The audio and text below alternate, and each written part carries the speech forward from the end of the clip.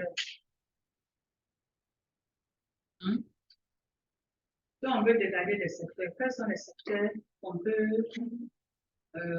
dégager, on peut faire une sortie qui sont directement ou indirectement responsables de ce changement climatique-là, en termes d'activité humaine. Les industries. Les industries. Le transport. Le transport. Dans le transport, quand on parle de transport, qu'est-ce qu'on voit derrière le transport? C'est le véhicule qui dégage. Oui, mais qu'est-ce qu'on voit derrière tout ça? Ce qui est dégagé là, ça vient d'où? Les énergies fossiles. Voilà, les énergies fossiles. Hein? Voilà, comme le pétrole. Voilà. Et puis quoi encore? Donc, on a parlé des industries, on a parlé des énergies fossiles. Ensuite, tout à l'heure, on a parlé de déforestation. La déforestation, là, qu'est-ce qui provoque ça?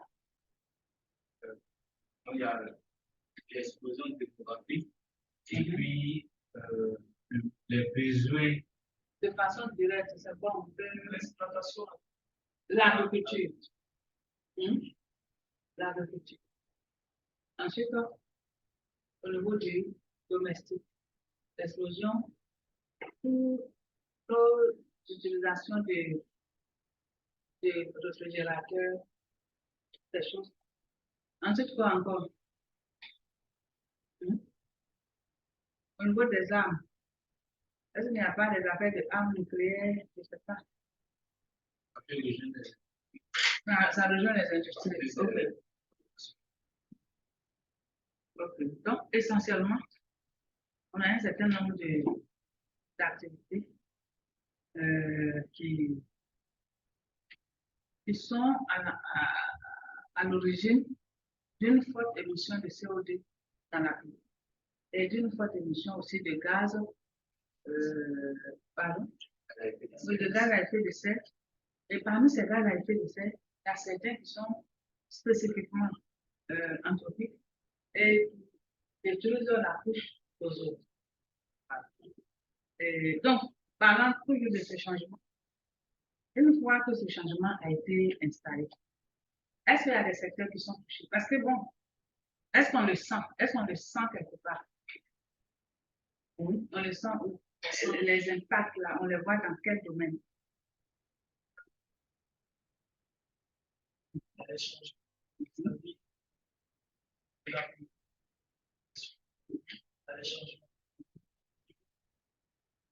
La sécheresse est devenue plus riche.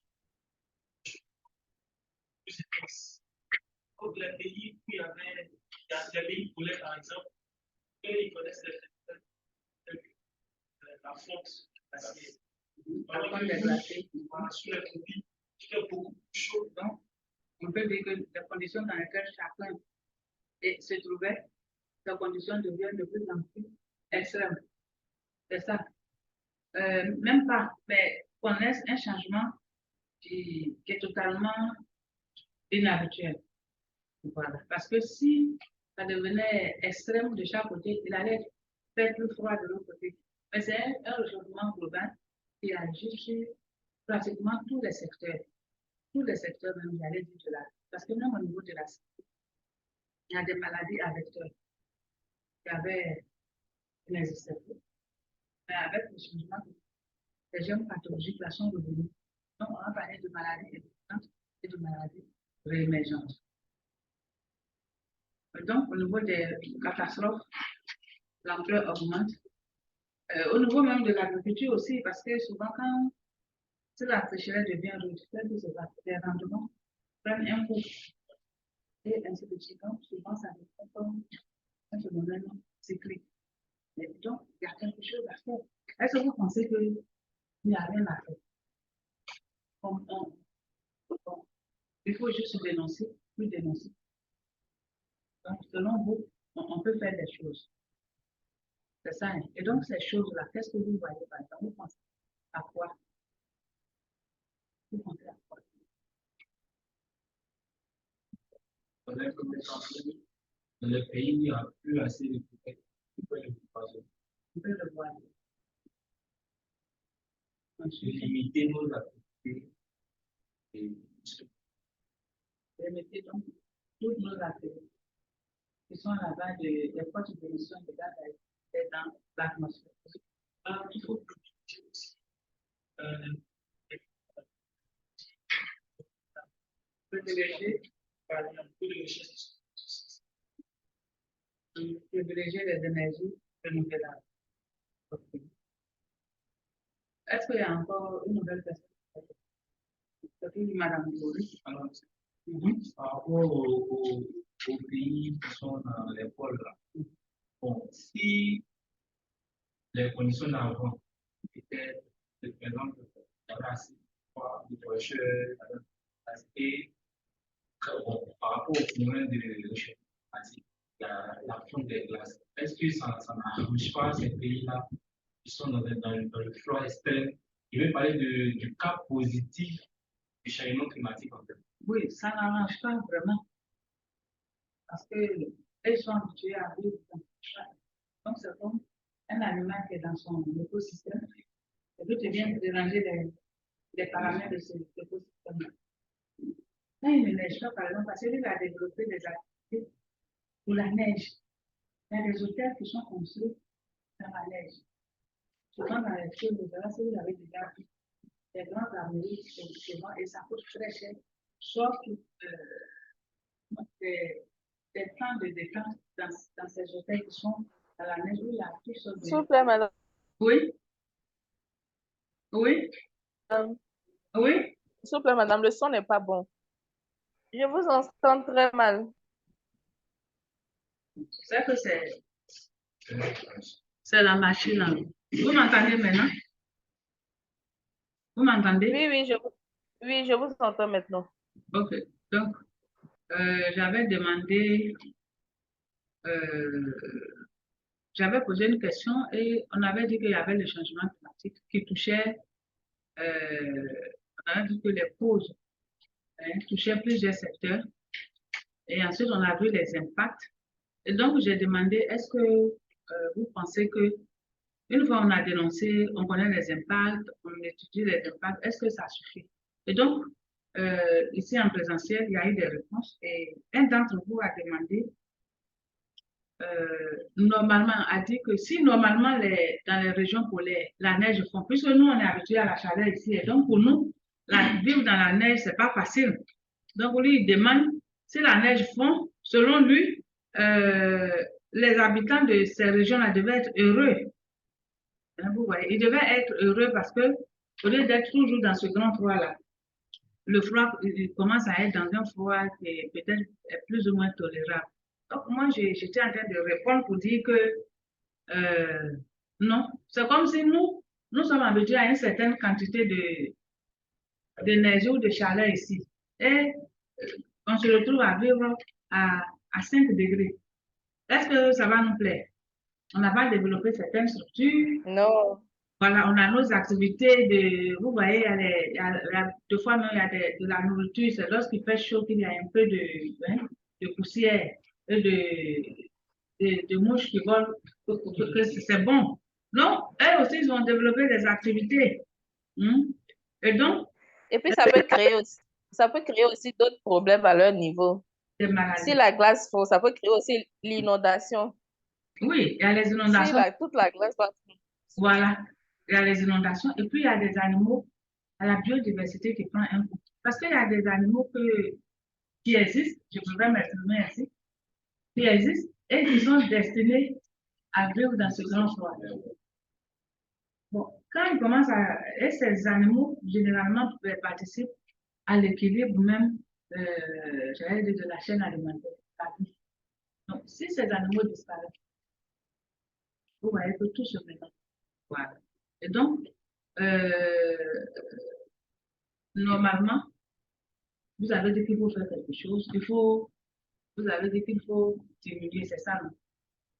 Réduire. Non, vous avez dit nos activités. Il y a nos activités que nous devons réduire. Voilà. Et donc, c'est dans ce sens-là qu'on va faire ce cours. On va porter sur comment je vais dire ça, les efforts de lutte contre les changements climatiques. Donc, ces efforts-là, ça va passer par quoi? Est-ce que les États vont essayer de faire tout ça pour pouvoir lutter contre les changements? C'est ce que nous allons voir à partir d'aujourd'hui. Dans une semaine, quelque chose, on allait restaurer, c'est ça.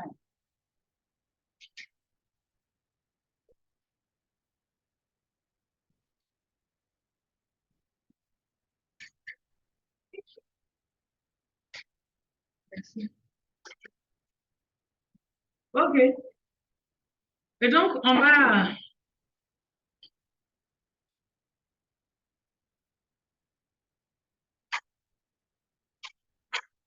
La fois passée, il y a un d'entre vous qui avait posé une question. Savoir, mais on entend des réunions, des corps, tout ça là. Mais pourquoi on a tenu le coup et puis on n'a pas parlé de ça? C'est ça, non? Je pense que moi, je ne sais pas pourquoi parler de ça.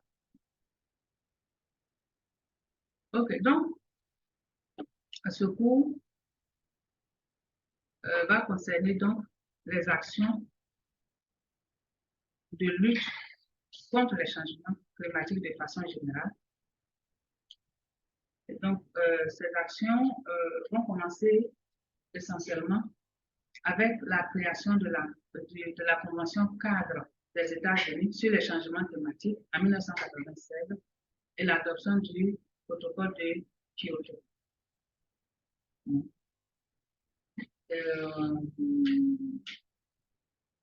Ensuite, après l'adoption de Kyoto, il y aura la mise en œuvre, donc il y aura plusieurs réunions qui vont se faire pour pouvoir mettre en œuvre de façon réelle et efficace le protocole de Kyoto et nous allons voir si les États sont arrivés, si l'objectif a été atteint. Est-ce que l'objectif a été atteint? On ne sait pas. Et donc, de Kyoto, il y a eu beaucoup de réunions jusqu'à ce qu'on arrive à Paris en 2015 où il est demandé, avant la réunion de Paris, il est demandé aux États donc de chiffrer les efforts de contribution qu'ils vont faire. Donc ici, lorsqu'on parle d'efforts de contribution et lorsqu'on parle de toutes ces réunions-là, on a fait quoi? Un seul objectif.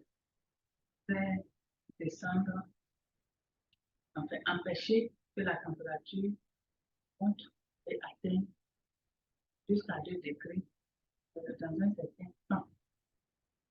Et donc pour cela, qu'est-ce qu'on doit faire? C'est de diminuer nos émissions de gaz à effet de serre dans l'atmosphère. Voilà. Et donc, jusqu'à l'année passée, en 2020, on verra comment est-ce que ces États, quelles sont les discussions qui ont été faites, quelles sont les décisions, quels sont les accords, les accords et tout le reste, jusqu'à ce qu'on arrive aujourd'hui à parler de changement climatique. Donc, on va identifier les accords et protocoles internationaux de lutte contre les changements climatiques. Et on va décrire les décisions majeures issues de ces accords de lutte contre les changements climatiques. Donc, ici, c'est un peu un résumé. Les efforts ont commencé depuis 1995 avec l'adoption avant, bien sûr, mais avant 1995, bien sûr, mais il y a eu l'adoption du protocole de Kyoto, qui a été comme le véritable accord qui est un peu contraignant pour les États. Donc, ce protocole-là a eu plusieurs périodes de mise en œuvre. La première période a commencé en 2008 pour se terminer en 2012. Donc, vous voyez quelque chose qui a été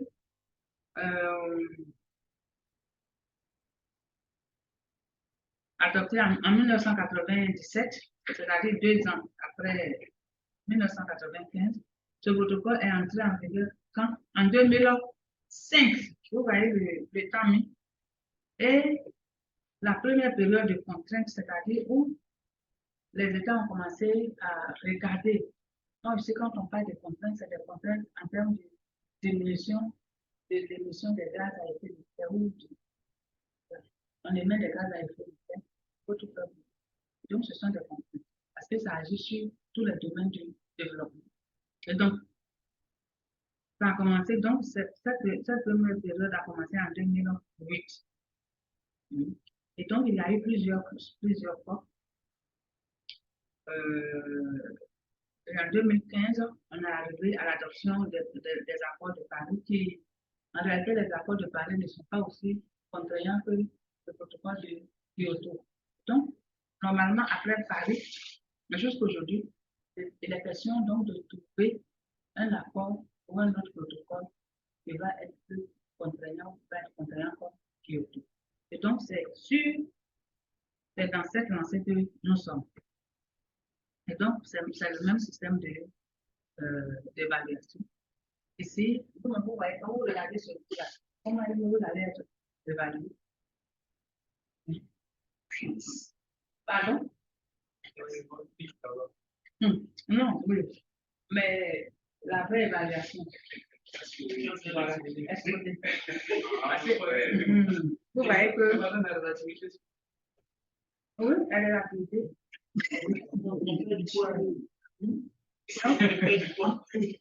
Donc, c'est les exposés. Pourquoi ici, là, pourquoi les exposés? Parce que vous voyez, quand on va évoluer, vous-même, vous allez voir que des choses qu'on ne peut pas toucher. Quand on va du protocole de Kyoto comme ça, vous devez connaître ce protocole. Parce que c'est le premier accord ou discours contraire qui existe dans la lutte contre le changement climatique. Et donc, un accord comme ça, vous devez. Et puis bon, il y a eu des accords qui ont eu lieu il y a 1 an ou 2 ans. Dans ce cours-là, ce n'est pas trop développé. Il y a des gens, des groupes qui doivent travailler sur ça pour que nous tous on soit au même niveau d'information. Il y a aussi comment je vais dire ça, des moments clés, des COP qui ont été des COP soit vraiment désastreuses ou bien des COP vraiment bénéfiques pour le climat. Tout ça, normalement, on n'a pas beaucoup de groupes. Sinon, quand on a beaucoup de groupes, on a plusieurs sujets. Et on va essayer de faire ce qu'on peut. Voilà. Et donc, on va commencer notre cours. Donc, vous voyez qu'on a parlé des changements climatiques. Et donc, une fois le changement est constaté, qu'est-ce qu'il faut faire? Il faut lutter contre ces changements. Et donc, c'est quoi? Qu'est-ce qu'on met comme substance dans cette lutte? C'est ce que nous allons voir donc.